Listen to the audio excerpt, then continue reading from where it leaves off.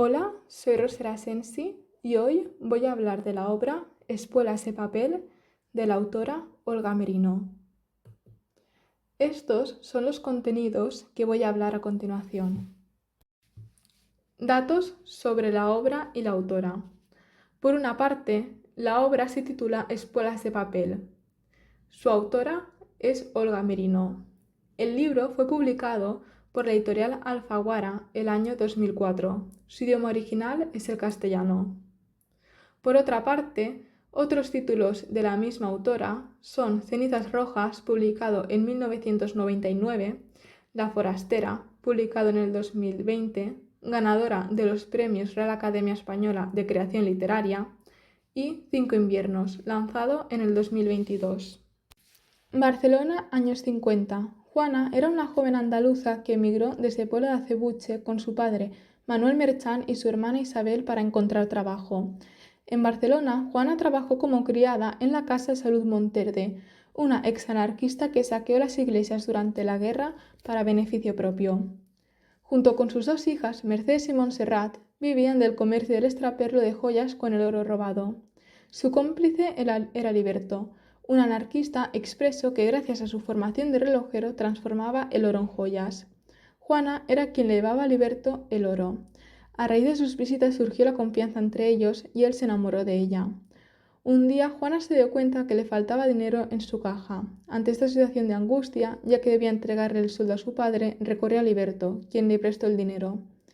A medida que avanza la obra, hay un retroceso al pasado para remontarse a la vida de Juana en Puebla de Acebuche durante los años 30 y 40. Juana y su familia padecían el hambre y la miseria de posguerra. Juana e Isabel trabajaban en el campo con su padre para alimentar a la familia. Su madre Carmen siempre estaba envuelta en el silencio y padeciendo. Estaba embarazada de nuevo. Esta vez dio a luz a un varón. El niño sobrevivió al parto, pero ya murió. Tras la muerte de Carmen, Manuel Merchán marchó con sus dos hijas mayores hacia Barcelona y dejó al resto de sus hijos con la chica, Juana Espósito, quien, después de la muerte del padre de Manuel, se hizo cargo de él. Asimismo, se narra la historia de Manuel Merchán, un joven huérfano que fue acogido por Juana Espósito.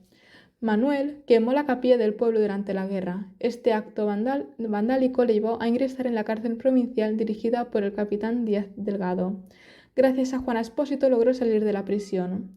Volviendo a Barcelona, Juana, en los momentos más difíciles, recordaba el consejo que le dio esta chica para no rendirse, aunque sufriese. Después de abandonar la casa de las Monterde, Juana empezó a trabajar en la fábrica de telas Confecciones Casals.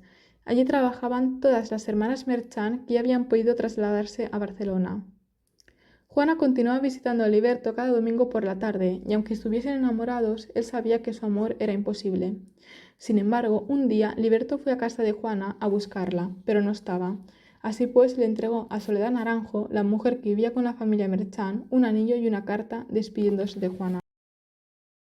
A continuación, en cuanto a datos bibliográficos, hablamos del exilio interior. El exilio interior se dio a muchas personas durante la dictadura franquista, sobre todo en aquellas que se mostraban descontentas con el régimen. Una de las causas de este exilio fue la represión. Asimismo, el exilio interior en el franquismo significó pasividad y semiimpotencia, que alternadamente apartaron a los individuos de su autonomía moral y de su iniciativa psicológica. Aquella persona que lo padeció vivió una experiencia de soledad y pesadilla producida durante ese periodo por la falta de comunicación. En la obra, el personaje que representa el exilio interior es Liberto, quien a causa de sus ideales anarquistas estuvo en cárceles franquistas y campos franceses. Tras su vuelta a España, se presenta como una persona solitaria cuyo único contacto es Salud Monterde para su negocio de extraperlo y Juana. La generación de los nietos de la guerra. Las décadas posteriores a la muerte de Franco estuvieron marcadas por la búsqueda del olvido de un pasado traumático. No obstante, durante los años 1997 y 2008 se produjo el fenómeno literario conocido como el boom de la memoria. Surgió una generación de escritores que se ocupó del debate de la memoria en el ámbito cultural. Esta generación nació entre 1960 y 1975 y fueron conocidos como los nietos de la guerra. Esta generación se vio en la obligación de recuperar urgentemente la memoria del pasado o dejarla caer en el olvido, puesto que se corría el riesgo de la desaparición de los testigos de la guerra y de la represión. Sus intereses se centraban por lo real, lo referencial, los hechos verídicos, la consulta de archivo, entre otras cosas. Para ellos, el descubrimiento del pasado les permitía descubrir la verdad y mostrarse comprometidos con algunos valores. Asimismo, sus obras se muestran comprometidas con la memoria. Por tanto, la generación de los nietos de la guerra, donde podemos situar a Olga Merino, se preocupa por buscar la verdad, dar a conocer lo silenciado y recoger la experiencia de los testigos. Luego leeré un fragmento de la obra. Todas las cosas de este mundo, cuando se reparten, tocan a menos, pero hay una, solo una, que toca a más: el hambre. Márchate, haz por irte del pueblo. Tengo miedo. No hay que tener miedo de nada, Juana, ni de la misma muerte. Cuesta arriba van todos los caminos, y esta vida es tirar hacia adelante, siempre, aunque tengas que picar el vientre del caballo con espuelas de papel.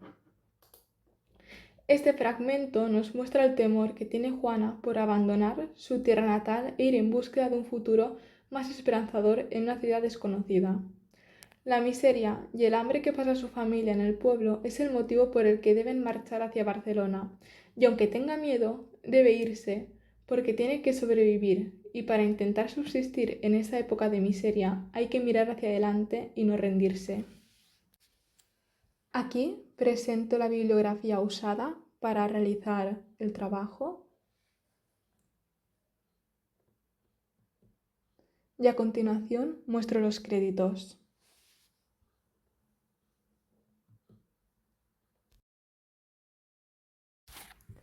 Muchas gracias por su atención.